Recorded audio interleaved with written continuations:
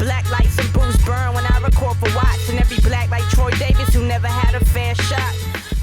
Welcome to Left to Black. I'm your host, Mark Anthony Neal. We're joined today by political scientist Tasha Philpot, who's Associate Professor of Government at the University of Texas at Austin, and the author of the new book, Conservative But Not Republican: The Paradox of Party Identification and Ideology Among African Americans. How are you doing, Tasha? I'm doing. How are you doing? I'm doing good. Tell us about this new book. This idea that we see a rise in conservative thought among African Americans, but that's not translating into membership within the Republican Party. What's that about? Well, I start with the notion that there's always been strains of conservatism throughout the Black community. I mean, we can go back to Booker T. Washington, even strains of conservatism or conservative ideals even within Black nationalism in the Nation of Islam. Mm-hmm. But if we talk about the percentage of Blacks who self-identify as conservative, when we ask them to place themselves along a liberal conservative continuum, what we find is that that percentage has been growing. Depending on how you want to measure it, it's been as high as 40%. Now, in political science, what we know is that the more conservative someone is, the more likely they are to identify with the Republican Party. And that alone has been growing, that relationship has been growing stronger over time. Right. So people have been becoming more aligned with their ideology and partisanship. So in general, what we find is that the two parties have become more polarized, and the relationship between their conservatism and their republicanism has been growing stronger. The exception, however, is for African Americans. So as they've been growing more conservative, or at least more willing to identify as conservative, not only has their identity with the Republican Party not grown, in some instances it's declined. So they are never more than 10% likely to identify with the Republican Party. So what's that about? We could ask two questions off of that. The first one, what do you attribute this rise in conservative ideology amongst Black Americans, African Americans? But why the disconnect with the Republican Party? What is it about the Republican Party that even amongst folks who identify as conservative, they're like, nah? Yeah. Well, the expression of ideology is really how you see the world. It's your worldview, mm-hmm. The lens that you use to filter politics and politicians and any kind of political symbols, the economy, social situations. A lot of Black ideology is rooted in the Black church, and so when Blacks are considering themselves to be conservative, a lot of it has to do with their religiosity, mm-hmm. What they believe is the proper role of religion in their lives, but also what it means to be a moral citizen. And that also is tied to the politics of respectability that goes back to post-slavery and trying to establish Blacks as true worthy citizens of the United States. Now, partisanship is a little bit different because that requires identity with a political entity that has some bearing on policymaking. And one of the most deep-rooted cleavages with the two major parties falls along racial lines. So I may have these ideals of the way the world ought to work, but when it comes to the political parties, that world doesn't necessarily work for me if I'm Black. So the Republican Party might be the more religious party, but when it comes to formulating policies and articulating policies and implementing policies that are designed to ameliorate racial divisions and racial disparities, the Republican Party is not perceived to be that party. And so for Blacks, often their perception of which party is better for Blacks serves almost as a filter of their expression to ideology when it comes to translating that to party identification. I mean, when you talk about the Black respectability piece, I mean, on some level that might explain why someone like Barack Obama, clearly is a Democratic president, very often would go back to this narrative of Black respectability, because it's just a performance for white folks. Mm-hmm. That was actually a performance also for a Black base. Absolutely. The politics of respectability it's an indigenous ideology that comes out of the Black community. It's not new. Of course, Barack Right. Obama didn't create it. I mean, it's the reason why the protests of the 1960s, you see people in their Sunday best, right? It's the idea that if you want to be taken seriously, Right. you need to look like a serious person. One of the interesting things about the Black Lives Matter movement is that it's kind of turned that notion on its head. Right. But certainly the politics of respectability for older generations is an important part of proving your worthiness for citizenship. You look at the political landscape now, obviously with President Trump as one example, that in some ways African American men were outliers amongst the black electorate. I mean, they voted for President Bush in double digits. Some might think that that would be a byproduct of a certain kind of investment in masculinity. Mm-hmm. Also the notion that you think of Donald Trump, given his previous iteration, as someone who was more politically moderate and pro-business, so in some sense it makes sense. How do you explain Ben Carson? Right, and you know, and given the very things you just talked about, you know, he 7-day Adventist, so he has very socially conservative views. But how do you explain him?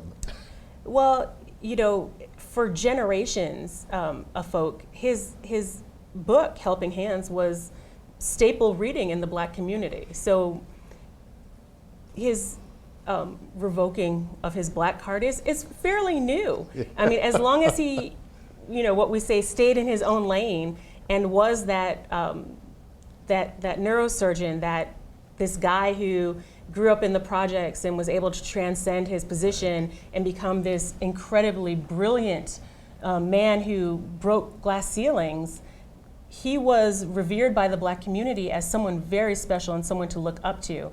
It's when he got into politics and started articulating ideas that were contradictory to the black freedom struggle that he began to lose some credibility in the black community. Particularly when he started to criticize Barack Obama, who for this generation, and I shouldn't even say for this generation, for many generations began to embody what it means to be black. I mean, you're talking about people who lost their lives or knew loved ones who lost their lives trying to cast ballots, and then they get to see a black man occupying the White House.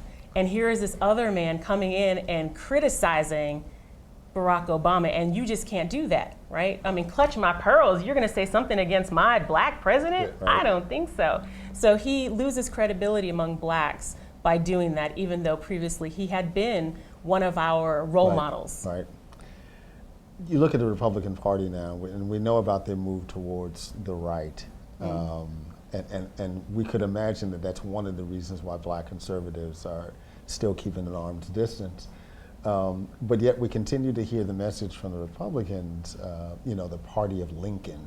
How much of that sways black voters at all? So not a whole lot. I mean, we can simply just look at the numbers objectively, and you can see 2008, 2012, there is nearly unanimous support for Barack Obama. It was like 90-something% of African Americans voted for Barack Obama. So there wasn't much going. I mean, granted, he was the black candidate. But even Hillary Clinton, who was less than, where blacks were less than enthusiastic for her candidacy, still garnered more than 90%. Right. So I think black voters understand that Abraham Lincoln died Long time ago. a long time ago, right? And that party's a different party. As are the Democrats. And you know, right, as is the Democrats. And if the only thing you can claim in terms of your credibility on race relations is something that happened in 1865, you need to do better. Do you think black voters are undermined by the fact that they're so beholden to the Democratic Party because there really isn't another political option, at least not on a national scale? To some extent, but you know, you can't expect them to then vote against their best interest instead. So you're either voting for a party who may not be ideal, or you're voting for a party who certainly will not do what is in your best interest. So it's almost the lesser of the two evils, but the lesser or the most evil has undermined your voting rights, threatens to take away your safety in terms of police brutality. I mean, it feels like all of the safeguards that have been under the DOJ are just being gutted right now. Yeah. So really there isn't an option, and to expect blacks to kind of vacillate between the two parties is just unrealistic given just how far right the Republican Party has gone on race. Did you read Donald Trump prior to his candidacy as the kind of ideologue that the Trump White House has become representative of? No, not even a little bit. Well, mainly because he's never really been consistent, and to this day, he's not very consistent on his policy positions. Yeah. What's been your general impression? Oh, on camera?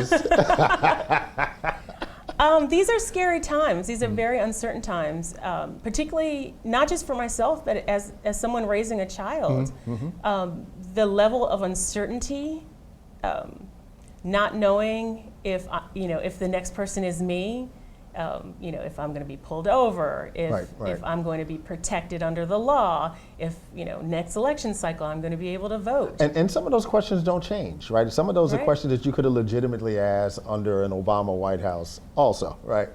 I just did not have that fear. Right. Yeah. I don't know, maybe call it the Obama savior syndrome, but I just didn't have those fears under Obama. Do you think this is just, I mean, was Obama's presidency as the first black president so disruptive that what we're seeing at the moment is a kind of byproduct of that disruption?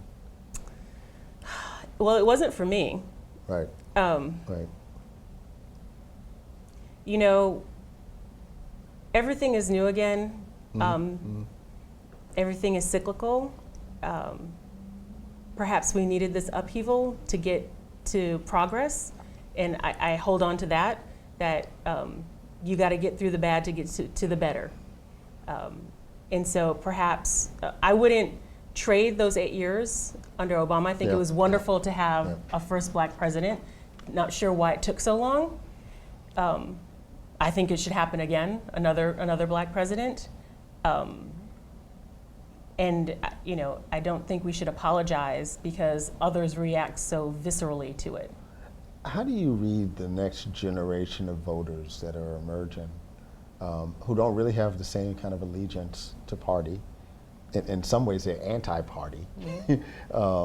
In some ways, anti-electoral politics. In some cases, right?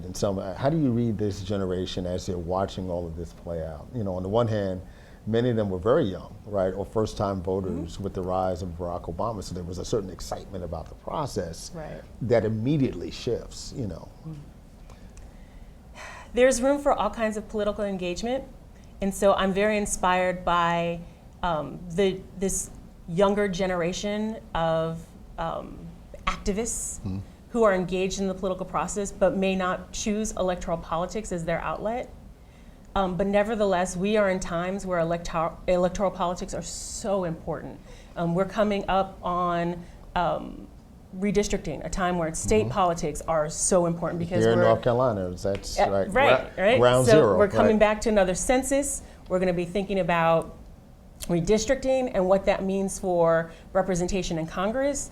And so we almost have to educate those activists so that they understand that protest is good, politics is good, and the two have to go hand in hand. What do you say to someone, and this is something that I've said in many contexts, that when we looked at the black electorate in 2008, we learned how to elect a black president. We weren't so good on helping a black president govern. And to think about that kind of disconnect, and in some ways you could make that same argument about the Trump base, right? They figured out how to get someone like Trump elected, in terms of helping him govern. That's a totally different conversation. And what kind of responsibility do you think voters have in that regard to help their elected officials better govern? Well, as voters, our main job is to hold them accountable. Right. the supposition is that they are knowledgeable enough to be able to govern in our absence, right? We don't have direct democracy, so we're not making the direct decisions. We're electing people on good faith that they will make the best decisions once in office. So to answer your question, our job is to monitor what they do, to be informed of the issues and what our elected officials are doing in Washington or the state houses or in the city councils, and then to write them letters, to make phone calls, to tweet them, to text them, and then to vote them out of office if they are not being responsive to our needs. When you were crunching the data for this book, was there data that emerged that just fundamentally shocked you and surprised you? Well, the archival research was really interesting because I read a lot of newspapers. And going back through old issues of the Amsterdam News was incredible to understand Black politics from a historical perspective. And to see just how much stuff has not changed. But how race infuses itself in other issues. So one of the things I talk about is that race isn't necessarily the sole determinant of Blacks' political ideology, but race really does guide the way Blacks see other, what I call dimensions of ideology. So one of the things I look at is military ideology and how they think about the military, and how for Blacks, joining the military was a path towards citizenship. So you see, even in the modern day all voluntary force, Blacks disproportionately belong to the military. Because one, it's a good job, it's a steady job with good benefits. Middle class lifestyle. Absolutely, with good health care. But also, you know, we think about how we celebrate our veterans, right? What is the most important thing that you can do for your country is be willing to lay down your life. And for a group of people who have been disenfranchised, who have been thought of as less than a citizen, serving your country is a way to say, look, I am willing to lay down my life, give me my full rights, treat me as a full citizen, a full man or woman. What's next for you, Tasha? I know, a hard thing to say when you just dropped a new book, right? What's next for you?